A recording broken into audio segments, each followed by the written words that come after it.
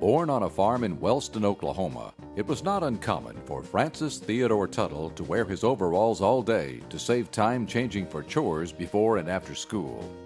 A 1938 graduate of Wellston High School, Tuttle was elected president of his senior class before attending Connors State College and Oklahoma A&M, where he earned his degree in agricultural education.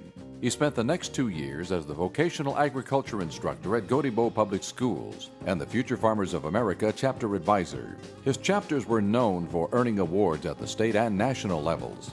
Dedicated to his students and the farming community, Tuttle logged many miles visiting farmers, rallying support for the FFA program, and finding ways for his students to gain hands-on experience.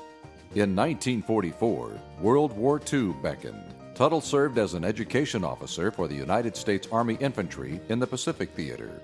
18 months later, he returned to the students at Gotebo before moving on to Snyder and ultimately Holdenville as superintendent and as president of the Oklahoma Association of School Administrators. Tuttle and his wife Vivian, who were high school sweethearts, became parents with the birth of Al. The family grew with the arrivals of Denny and Kay. After earning master's and doctorate degrees from the University of Oklahoma and believing that Oklahoma was not meeting the needs of all students, with many falling by the wayside, Tuttle quickly became known nationwide as the architect of vocational and technical education. His bold determination to make a difference led to the passage of State Question 434 to amend Oklahoma's Constitution so the career tech system could be created. There were large numbers of unemployed at the schools that I seemed to get a job at. And my observation there led me to believe that the educational system was missing over half of the people, and that those people were just dropping through the crack. They were not interested in the academics. They wanted something different.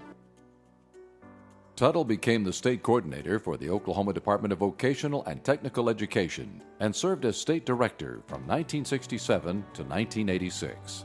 Tuttle desperately wanted to create opportunities for high school and adult students, as well as businesses, and make a positive impact on the state of Oklahoma. In 1979, Tuttle attended the groundbreaking for Vocational Technical School District 21. Tuttle had traveled the country evaluating programs. He wanted to ensure that Oklahoma's system would set the bar in vocational and technical education. He surrounded himself with those reflecting his commitment and shared Oklahoma's model and achievements with delegations from around the globe.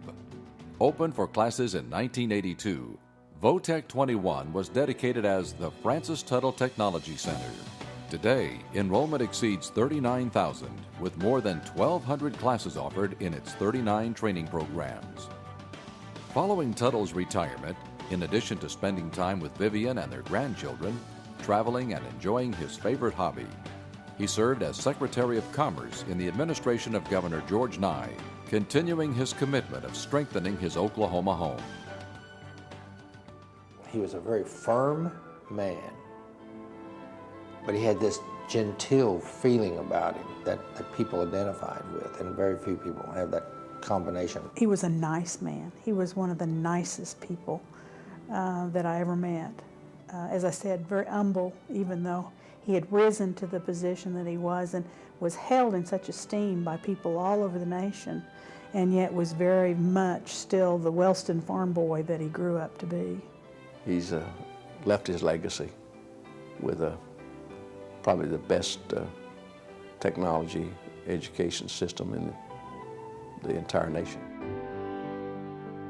Providing opportunities for all Oklahomans was the dream realized by Francis Theodore Tuttle.